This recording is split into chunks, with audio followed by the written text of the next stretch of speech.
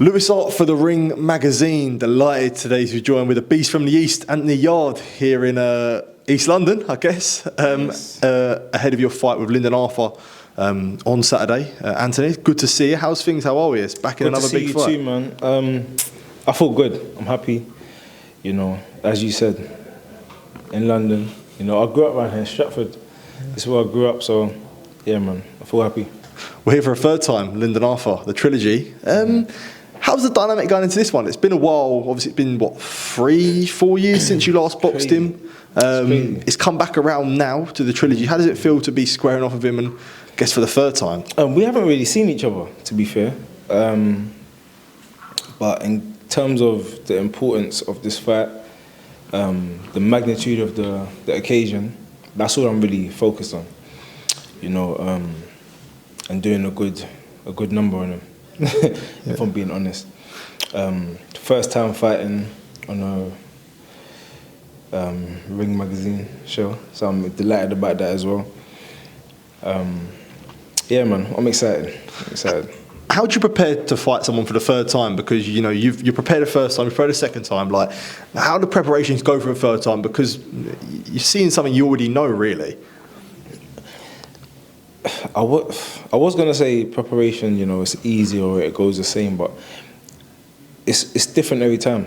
For me personally, in my career, preparation for each fight has been different because I'm still learning about myself. I'm still learning new things.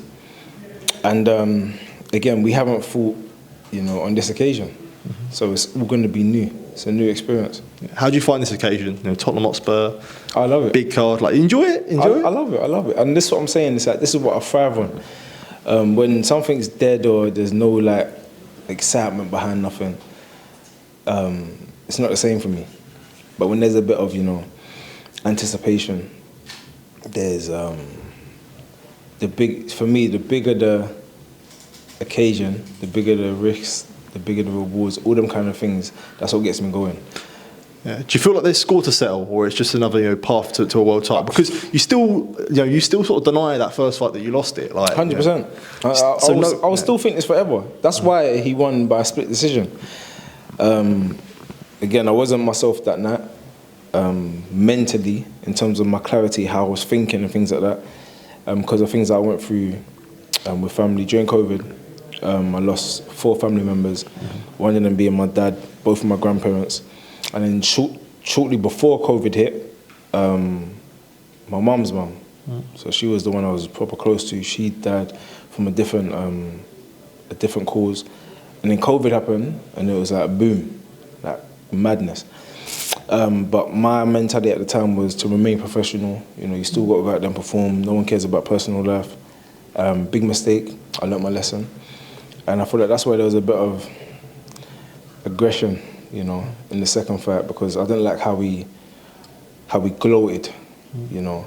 Winning the fight is one thing, but I feel like there was a bit of gloating, you know, when I gave him the opportunity. And he didn't just take the victory that was given to him humbly. I feel like it was, you know, some arrogance there. So the second fight, I personally forgot, I put it to bed. Knocked him out in the fourth round and won every round, in my opinion. But all don't matter. Internally, I still feel like there's a score that's unsettled, because I'm still, you know, every time I think about it, or that time, or even in the second fight, you know, I jumped him on the ropes and I shouted, you know, to release that last little bit of aggression. So I feel like, yeah, we can reignite that. Yeah, I was going to say, is there aggression in this fight? 100%. 100%. Is that a benefit to you, would you say, when you have that mentality? Well, you saw me in the second fight, and it's been enough time for me to train with that aggression. But again, you know, it's actually all just talk. And you know, if you look at my career, I've never really been a talker about what I want to do. You know, I'm this, I'm that. So we get in the ring and, you know, make it happen. Is there more to prove now, coming off the back of the Vilkens fight, where, you know, going the distance? Nah. Okay. No. So you don't. So you'd say that you know, for yourself, you don't feel like you need to answer questions that people take from that performance. You just mentioned something that it don't even sit in my brain. You mentioned people. Okay. You can't please everybody. Like, that's just one of my understandings of life. You've seen it with, okay, for example, I'm going to give you some names. Anthony Joshua. Yeah. 1 minute he's on top of the world, he has a couple bad performances, everyone in the world is now against him. And then he's like, there's that back and forth. You can't please everyone. Even when he was on top of the world and doing, carrying British boxing, there were still some people who had something bad to say. Let's use someone that he fought, Daniel Dubois. Yeah. When he starts talking, people are like, he's acting like a character. But then when he wasn't talking, people say, he's boring, like he needs to talk. So you can't please everybody. Yeah.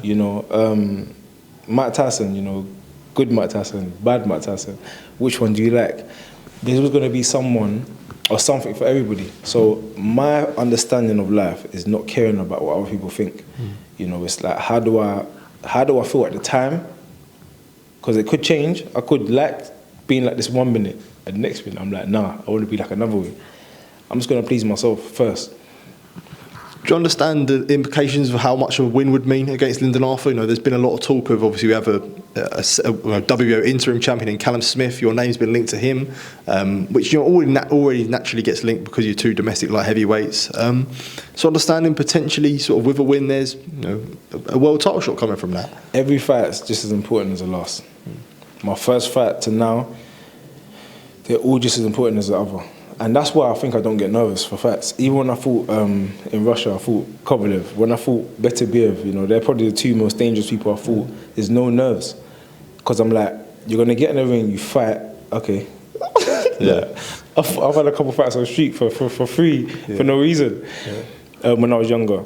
Now I'm getting paid for it, it's an occasion. I'm actually getting to do something with my life that I love, that I care about, progression, going to the gym, getting abs, getting shoulders, looking after yourself. All jokes aside though, I feel like my mentality is just be the best version of yourself every day. And regardless of, outside perception, did you put your all in? Are you happy with your efforts? And that's it, that's all that matters. Yeah. On what we're talking about there about Smith and Buatsi, what did you make of Buatsi losing all that fight? And I guess that you two always sort of linked to fighting each other. Is that still there, I just think that fight for me again, I don't really talk about it too much because it's one of them situations which is bittersweet, Actually, I wouldn't even say there's no sweetness to it. Yeah. There's no sweetness to it because that fight has such a ring, and no one's talking about it. No one's even talking about Buatsi.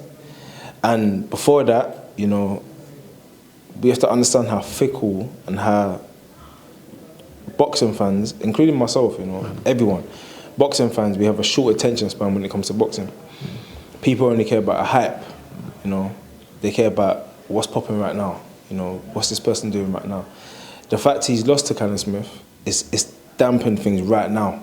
I watched the fight live, it was a fantastic fight. It was a silly fight, in my opinion, for Buatsi because there was no reward for fighting someone like Callum Smith. It wasn't, no one asked for it. The fight that made sense was me and Buatsi, in the UK. But he went another route, and he got beat. I called it as well. I said, Callum Smith's going to beat him. Callum Smith's a world-class operator. He was a unified super middleweight champion. He's been there, he's done it. The only two people he lost to was Beterbiev and Canelo before that. I don't know, so it's just one of the things. But I'm not in the business of, analysing other people's careers. I'm in the business of analysing my career, my next moves and how I'm performing. And my only focus right now is dissecting Lyndon Arthur. Before I do let you go, I did want to touch on you rekindling the friendship relationship with Frank Warren. Yes. Obviously back on the Queensbury side now. Yeah, is it good to be back on that side again after obviously what was quite a turbulent 2024 for yourself? Me and Frank, there was never actual personal fallout. It was just a contractual dispute. So I think it's the media, a bit of Frank in there as well, being Frank, stirring it up, saying certain things, but there was never a personal fallout. Good to hear. Before we do sign off, are there lions in the camp on Saturday? Lions in the camp. I knew that was coming. Ready. Anthony, thanks for your time, mate. Appreciate it. All the best, mate. Come Thank on, you. love. Top man.